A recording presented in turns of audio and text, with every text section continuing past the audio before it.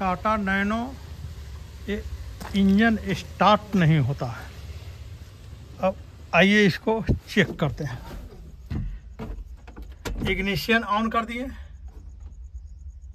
Check light नहीं आ रहा है। स्विच काट दिए, चाबी ऑन कर दिए, चेक लाइट इसमें नहीं आ रहा है। और सेल्फ मारते हैं। सेल्फ मारने के बाद चेक लाइट भी आता है और हीटर टेम्परेचर का भी लाइट आता है। फिर मारे, अब बिलिंग कर रहा है, देख रहे हैं ना। स्विच काट दिए हैं और स्विच ऑन कर दिए, चेक लाइट भी नहीं आ रहा है और टेम्परेचर लाइट भी नहीं आ रहा है। हीटर वाला गर्म वाला लाइट भी नहीं आ रहा है। और जब सेल्फ मारेंगे तो दोनों आएगा। आ गया, अब एक बिलिंग कर रहा है।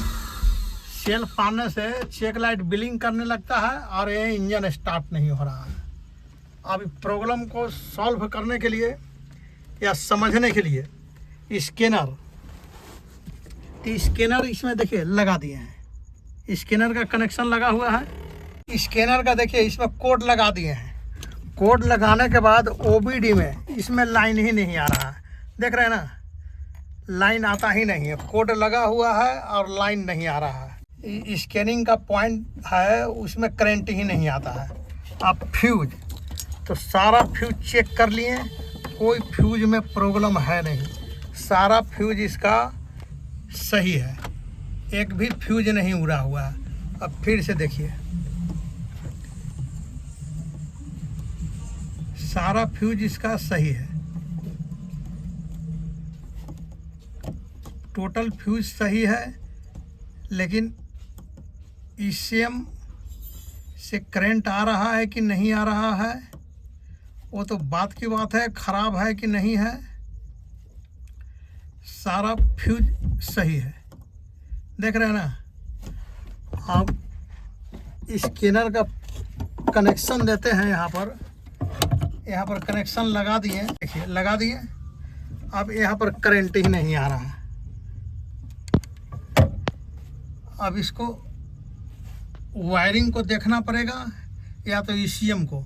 तो ईसीएम को देखने से पहले वायरिंग को देख लेना होगा।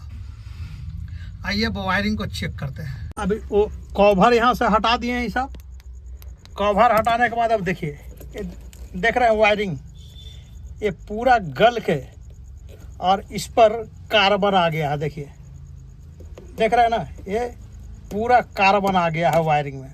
देखिए, ये देख रहे हैं, खुल गया, पूरा गला हुआ है वायर इसका। देखिए, देख रहे हैं ना। अभी वायरिंग को देखते हैं कितना दूर तक गला हुआ, देख रहे हैं पूरा हरा हरा, जैसे बैटरी में कार्बन तुतिया पकड़ता है ना, उस टाइप से गल गया है।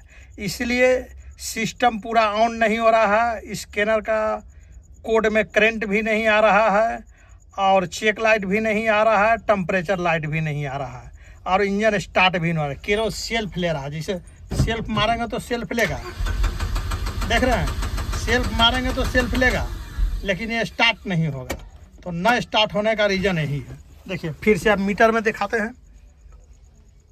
इग्निशन ऑन कर दिए और चेक लाइट और टेम्परेचर लाइट दोनों गायब है। तो गायब होने का रीज़न देख लिए। यहाँ पर पूरा वायरिंग सड़ गया है, पानी लग लग करके। अब इसको जोड़ते हैं और देखते हैं स्टार्ट करके, यहीं पर फॉल्ट है या कहीं और भी है। अब वायरिंग का कवर खोल दिए। देखिए, एक वायर को ऊपर में गला हुआ है, देख रहे हैं ना, एक वायर ऊपर में गला हुआ है, एक वायर इस तरह से पूरा गल करके ख़त्म हो गया। अभी दोनों को ज्वाइंट करते हैं। और अब देखिए, ये पीला येलो वाला वायर कटा हुआ था, तो यहाँ से काट करके जहाँ से फ्रेश था वहाँ से हट जोड़ दिए और इधर इतना दूर तक में फ्रेश मिल गया, तो दोनों को जोड़ दिए, लाइन चालू हो गया। और एक है जो कवर गला हुआ, देखिए इस पर टेप मार देंगे, ये सही हो जाएगा। और कोई वायर गला हुआ नहीं है और नहीं कोई फ्यूज ख़राब था। तो अब देखिए, अब जैसे ही इसको डालेंगे तो अब देखिए ओबीडी मेरा चालू होना चाहिए, तब स्कैनर मेरा काम करेगा। अब देखिए ओबीडी में लाइन आ गया ना। अब हम स्कैन करके पता कर सकते हैं कि कमी क्या है, कि कोई कमी नहीं है, ये प्रॉब्लम इतने में ठीक हो गया। और जो भी प्रॉब्लम होगा, अब ये OB2 में देखिए 12.7 वोल्ट एक करंट दिखाना शुरू कर दिया। इसका मतलब मेरा स्कैनर अब काम करने लगेगा। और पहले चालू कर रहे थे स्कैनर तो उस सिस्टम ऑन ही नहीं हो रहा था, फेल्यूअर दिखा रहा था। अब देखिए कनेक्शन जोड़ दिया, उसमें टेपिंग बाद में करेंगे, अभी देखते हैं पोजीशन। अब स्विच को काट दिए। स्विच काटने के बाद अब इग्निशन को फिर से ऑन कर रहे हैं। अब ऑन करने के बाद देखिए चेक इंजन लाइट आ गया, टेम्परेचर का नीचे में ये तीनों आ ही रहा था, लेकिन ऊपर में दोनों गैप था और इंजन स्टार्ट नहीं हो रहा था। अब फिर से गाड़ी न्यूट्रल है, इग्निशन को ऑफ कर दिए, इग्निशन को ऑन कर दिए और अब इसको सेल्फ मार रहे हैं। अब सेल्फ मारे, इंजन स्टार्ट हो गया, लेकिन लाइट ब्लिंक कर रहा है। अब स्कैन करके इसको देखते हैं ये प्रॉब्लम कहाँ से है, स्कैन करके इसको देखते हैं। ठीक है, फिर से इंजन बंद और इग्निशन ऑन और इंजन एक सेल्फ में स्टार्ट, लेकिन ब्लिंक जो चेक लाइट ब्लिंक कर रहा है उसको स्कैन करके देखते हैं। अब इग्निशन ऑन रखे हैं, इंजन बंद है। अब डिवाइस पर आते हैं, इसको ऑटो स्कैन या सिस्टम सिलेक्शन को लेते हैं। इंजन रीड ट्रेवल कोड, अब सिस्टम टू लाइन मेमोराइज। अब इसको बैक जाते हैं और एक बार क्लियर फोल्ड कोड करते हैं। Yes, clear travel code successful, okay. अब यहाँ से ओके एक बार कर दिए, फिर रीड फोल्ड पर जाते हैं, नो ट्रेवल कोड। और अब इग्निशन को ऑफ करते हैं, इग्निशन को ऑन किए। अब इंजन स्टार्ट करके देखते हैं पोजीशन क्या बताता है। अब ये लाइट चला गया, एक बार स्विच ऑफ किए, एक बार ऑन किए, तो चेक लाइट चला गया। उसमें हो रहा था क्या कि वायरिंग का जो फोल्ड था तो उसके चलते वो रीड कर लिया था सिस्टम टू टूल मेमोराइज, वो फोल्ड कोड आ गया था और इसलिए चेक लाइट ऑपरेट कर रहा था। अब इसको ओके किए, अब इसको बैक जाते हैं, बैक गए, फिर इंजन में आ गए, फिर read travel code, no travel code आ गया, ओके। और यहाँ लाइट बंद हो गया।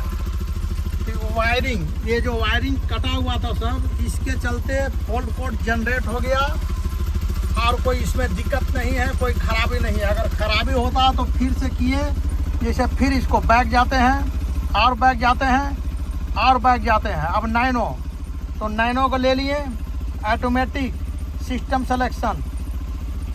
सेलेक्शन को लिए, इंजन के बाद आ गया read travel code, no travel code, okay. तो अगर होता तो इसमें फोल्ड कोड आ जाता और इंजन स्टार्ट हो गया और चेक लाइट ब्लिंक करना बंद हो गया। फिर स्विच ऑफ कर दिए, इग्निशन ऑन कर दिए, सारा सिस्टम ऑन हुआ, इंजन स्टार्ट और चेक लाइट ब्लिंक करना बंद। तो वायरिंग में जो भी फॉल्ट था उसके चलते ही चेक लाइट ब्लिंक कर रहा था और कोई कारण नहीं था इसमें, ना सेंसर खराब है ना कोई ECM खराब था, कुछ भी खराब नहीं था। बस केवल वायरिंग के चलते ये प्रॉब्लम हो रहा था, स्टार्ट भी नहीं हो रहा था। जब सारा प्रोग्राम ठीक किए तो चेक लाइट ऑपरेट हो गया, वायरिंग में फॉल्ट था उसके चलते फॉल्ट कोड जनरेट हो गया। ठीक है भाई, अब इंजन को बंद करते हैं और फिर मिलेंगे नेक्स्ट, कुछ नया वीडियो मिलेगा तो। तब तक के लिए सभी भाइयों बंधुओं को जोहार झारखंड।